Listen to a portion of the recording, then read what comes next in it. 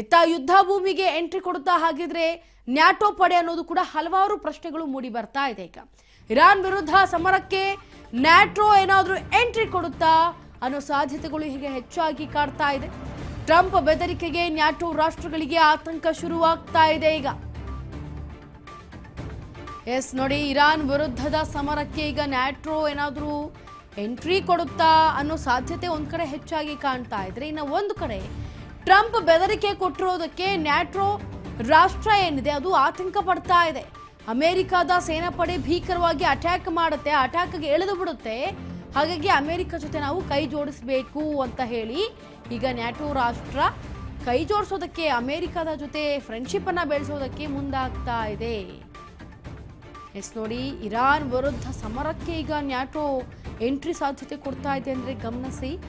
ಈಗ ಟ್ರಂಪ್ ಹೇಳಿರುವಂತಹ ಈ ಒಂದು ಬೆದರಿಕೆ ಏನು, ಇರಾನ್ ಮೇಲೆ ಹಾಕಿರೋದು ಅನಿಲ ಘಟಕ, ತೈಲ ಘಟಕ, ಜೊತೆಗೆ ನೀರಿನ ಶುದ್ಧೀಕರಣ ಘಟಕಗಳ ಮೇಲೆ ನಾವು ಧ್ವಂಸವನ್ನ ಮಾಡ್ತೇವೆ, ಹರ್ಮುಜ್ ಜಲಸಂಧಿಯನ್ನ 2 ದಿನಗಳ ಕಾಲ ಡೆಡ್ಲೈನ್ ಅನ್ನು ಕೊಟ್ಟು ತೆಗಿಲಿಲ್ಲ ಅಂತಂದ್ರೆ, ಅದಕ್ಕೆ ಈಗ ನ್ಯಾಟೋ ಏನು ಮಾಡ್ತಾ ಇದೆ, ಓಕೆ ಇರಾನ್ಗೆ ಏನಾದರೂ ನಾವು ಸಪೋರ್ಟ್ ಮಾಡೋಕ್ಕೆ ಹೋಗ್ಬಿಟ್ರೆ ನಾಳೆ ದಿವಸ ನಮ್ಮ ನ್ಯಾಟೋ ಮೇಲೆ ಈ ರೀತಿ ಒಂದು ಅವಘಡ ಸಂಭವಿಸ್ಬಿಟ್ರೆ ನಮ್ಮ ಜನ ಎಲ್ಲೋಗ್ಬೇಕು ಅನ್ನೋ ನಿಟ್ಟಿನಲ್ಲಿ ಈಗ ನ್ಯಾಟೋ ಬುದ್ಧಿವಂತಿಕೆ ಏನು ಅಂತಂದರೆ, ಈ ಯುದ್ಧ ಭೂಮಿಗೆ ಈಗ ಏನು ಇರಾನ್ ವಿರುದ್ಧವಾಗಿ ಅಟ್ಯಾಕ್ ಮಾಡೋದಕ್ಕೆ ಅಮೆರಿಕ ಜೊತೆ ಕೈ ಜೋಡಿಸ್ಬೇಕು ಅಂತ ರಾಷ್ಟ್ರಗಳೀಗ ಕಾಯ್ತಾ ಇರೋದು.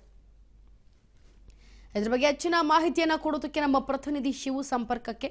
ಎಸ್ ಶಿವು, ಈಗ ಇರಾನ್ ವಿರುದ್ಧ ಸಮರ ಸಾರೋದಕ್ಕೆ ಒಂದ್ ಕಡೆ ನ್ಯಾಟೋ ಎಂಟ್ರಿ ಕೊಡ್ತಾ ಇದೆ, ಜೊತೆಗೆ ಟ್ರಂಪ್ ಬೆದರಿಕೆ ಏನು ಕೊಟ್ಟಿದೆ ಅದಕ್ಕೆ ಹೆದರಿ ನ್ಯಾಟೋ ಈಗ ಅಮೆರಿಕ ಜೊತೆ ಫ್ರೆಂಡ್ಶಿಪ್ ಅನ್ನ ಮಾಡ್ಕೊಳ್ಬೇಕು ಅನ್ನೋ ನಿಟ್ಟಿನಲ್ಲಿ ಈಗ ಯುದ್ಧ ಮಾಡೋದಕ್ಕೆ ರೆಡಿ ಆಗ್ತಾ ಇದೆ, ಕೈ ಜೋಡಿಸೋದಕ್ಕೆ.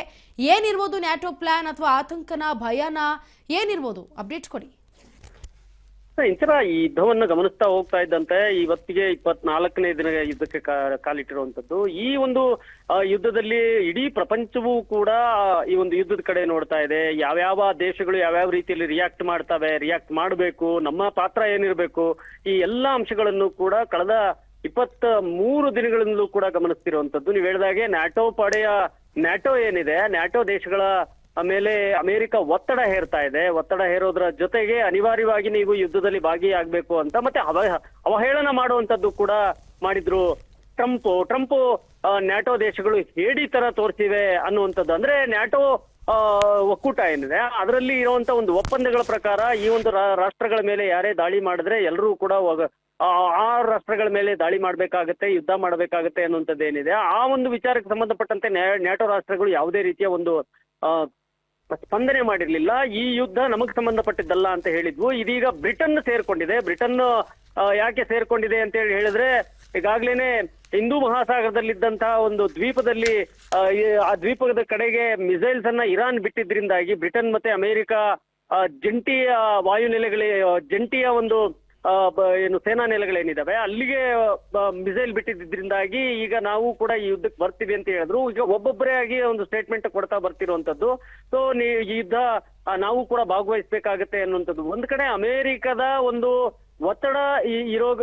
ಒತ್ತಡದಿಂದಾಗಿನೇ ಈ ರೀತಿಯ ಒಂದು ಹೇಳಿಕೆಗಳನ್ನು ಒಬ್ಬೊಬ್ಬರಾಗಿ ಕೊಡ್ತಾ ಬರ್ತಾ ಇದ್ದಾರೆ. ಇನ್ನ ಯಾವುದೇ ಕಾರಣಕ್ಕೂ ಕೂಡ ನಾವು ಈ ಯುದ್ಧದಿಂದ ಹಿಂದೆ ಸರಿಯುವಂತ, ಅಂದ್ರೆ ಯುದ್ಧದ ಸೀಸ್ ಫೈರ್ ಏನಿದೆ ಅದು ನಮ್ಮ ಕಡೆಯಿಂದ ಅಲ್ಲ, ಯುದ್ಧ ನಿಲ್ಲಿಸಬೇಕಾಗಿರುವಂತದ್ದು ಇಸ್ರೇಲ್ ಮತ್ತೆ ಅಮೆರಿಕ ಅಂತೇಳಿ ಮತ್ತೆ ಪುನರುಚ್ಚಾರ ಮಾಡ್ತಾ ಇರುವಂತದ್ದು ಇರಾನ್. ಯುದ್ಧ ನಾವು ಪ್ರಾರಂಭ ಮಾಡಿಲ್ಲ, ಯುದ್ಧ ಪ್ರಾರಂಭ ಮಾಡಿದ್ದು ಅಮೆರಿಕ ಮತ್ತೆ ಇರಾಕ್, ಇಸ್ರೇಲ್. ಸೊ ಹಾಗಾಗಿ ಅವ್ರು ನಿಲ್ಲಿಸ್ಬೇಕಾಗತ್ತೆ ಅಂತ ಹೇಳಿ ಇರಾನ್ನ ವಿದೇಶಾಂಗ ಸಚಿವರು ಅರಾಚಿ ಹೇಳ್ತಾ ಹೋಗ್ತಾ ಇದ್ದಾರೆ. ಜೊತೆಗೆ ನಾವ್ ಯಾವುದೇ ಕಾರಣಕ್ಕೂ ಕೂಡ ಈಗೇನು 48 ಗಂಟೆಗಳ ಕಾಲ ಸಮಯಾವಕಾಶವನ್ನು ಕೊಟ್ಟಿದ್ರು, ಹರ್ಮುಜ್ ಜಲಸಂಧಿಯನ್ನು ನೀವು ಮುಕ್ತಗೊಳಿಸಿಲ್ಲ ಅಂದ್ರೆ ಬಹಳ ಭೀಕರವಾದಂತ ಒಂದು ಪರಿಣಾಮ ಎದುರಿಸಬೇಕಾಗುತ್ತೆ ಅಂತ ಟ್ರಂಪ್ ಹೇಳಿಕೆ ಕೊಟ್ಟಿದ್ರು. ಅದಕ್ಕೆ ಯಾವುದೇ ರೀತಿಯ ಒಂದು ಇರಾನ್ ಜಗ್ತಾ ಇಲ್ಲ. ಈಗಾಗಲೇ ನಾವು ಸ್ಟ್ರೇಟ್ ಆಫ್ ಹಾರ್ಮುಜ್ ಜಲಸಂಧಿ ಏನಿದೆ ಅದನ್ನ ನಾವು ಬಂದ್ ಮಾಡಿಲ್ಲ, ನಮ್ಮ ವಿರೋಧಿ ರಾಷ್ಟ್ರಗಳ ಹಡಗುಗಳಿಗೆ ಅವಕಾಶ ಕೊಡ್ತಾ ಇಲ್ಲ, ಅದನ್ನು ಹೊರತುಪಡಿಸಿದ್ರೆ ಬೇರೆ ಎಲ್ಲ ರಾಷ್ಟ್ರಗಳಿಗೂ ಕೂಡ ಹಡಗುಗಳು ಹೋಗ್ತಾ ಇದ್ದಾವೆ ಅನ್ನುವಂಥದ್ದನ್ನ ಇರಾನ್ ಹೇಳ್ತಾ ಇದೆ. ಈಗ ಮತ್ತಷ್ಟು ಯುದ್ಧ ತೀವ್ರ ಮಾಡುವಂತದ್ದಕ್ಕೂ ಕೂಡ ಪ್ರತಿಯೊಬ್ರು ಅಮೆರಿಕ, ಇಸ್ರೇಲ್ ಒಂದ್ ಕಡೆ ತೀವ್ರವಾದಂತ ದಾಳಿಯನ್ನ ನಡೆಸ್ತಾ ಇದ್ರೆ, ಪ್ರತಿ ದಾಳಿಗೆ ಇರಾನು ಕೂಡ ಸಜ್ಜಾಗ್ತಾ ಇದೆ, ನೆಲ ಕಚ್ಚಿ ಹೋರಾಟ ಮಾಡ್ತಿರುವಂತದ್ದು, ಅದು ಕೂಡ ಪ್ಲಾನ್ ಗಳನ್ನು ಮಾಡ್ತಾ ಇದೆ. ಸೊ ಇಸ್ರೇಲ್ ಮೇಲೆ ಬಾಂಬ್ಗಳನ್ನ ಹಾಕ್ತಾ ಇದೆ. ಅದ್ರ ಜೊತೆಗೆ ಈಗ ಕೊಲ್ಲಿ ರಾಷ್ಟ್ರ ಮಧ್ಯಪ್ರಾಚ್ಯದಲ್ಲಿರುವಂತಹ ಗಲ್ಫ್ ಕಂಟ್ರೀಸ್ ಏನಿದಾವೆ ಗಲ್ಫ್ ಕಂಟ್ರೀಸ್ ಮೇಲೆ ಅವರ ನೀರಿನ ಸೋರ್ಸ್ಗಳ ಮೇಲೆ ಕೂಡ ಯುದ್ಧ ಆಗುತ್ತಾ, ಈ ನೀರಿನ ಸೋರ್ಸ್ಗಳ ಮೇಲೆ ಕೂಡ ದಾಳಿ ಆಗುತ್ತೆ. ಯಾಕಂತಂದ್ರೆ ಕೊಲ್ಲಿ ರಾಷ್ಟ್ರಗಳು ಈಗಾಗಲೇ ಸಾಕಷ್ಟು ಶುದ್ಧೀಕರಿಸಿದಂತ ನೀರನ್ನೇ ಅವಲಂಬಿಸಿರುವಂತದ್ದು ಕೊಲ್ಲಿ ರಾಷ್ಟ್ರಗಳು.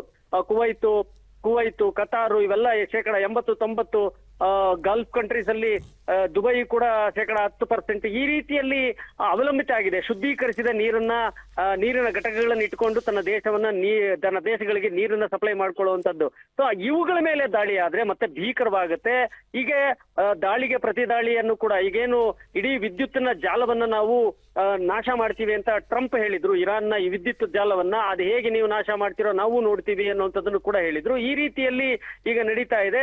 ಸೊ ಈಗ ನ್ಯಾಟೋ ಕೂಡ ಎಂಟ್ರಿ ಕೊಡ್ತಾ ಇದೆ. ಮುಂದೆ ಏನಾಗುತ್ತೆ ಅನ್ನುವಂಥದ್ದು ನಿಜಕ್ಕೂ ಕೂಡ ಎಲ್ಲರಲ್ಲೂ ಕೂಡ ಆತಂಕ ಮೂಡಿಸಿರುವಂತದ್ದು. ಏನು ಮುಂದಿನ ಸ್ಥಿತಿ ಭೀಕರವಾಗಿರಬಹುದು ಅನ್ನುವಂಥದ್ದು ಕೂಡ ಅಂದಾಜಿಸಲಾಗ್ತಾ ಇದೆ. Inchara. S Shivu, thank you so much ನಿಮ್ಮೆಲ್ಲ ಡೀಟೇಲ್ಸ್ಗಾಗಿ. ನೋಡಿ, ಅಮೆರಿಕ ಜೊತೆ ಕೈ ಜೋಡಿಸ್ಬೇಕು ಅಂತ ಒಂದ್ ಕಡೆ ನ್ಯಾಟೋ ಈಗ ಕಾತರದಿಂದ ಕಾಯ್ತಾ ಇದೆ.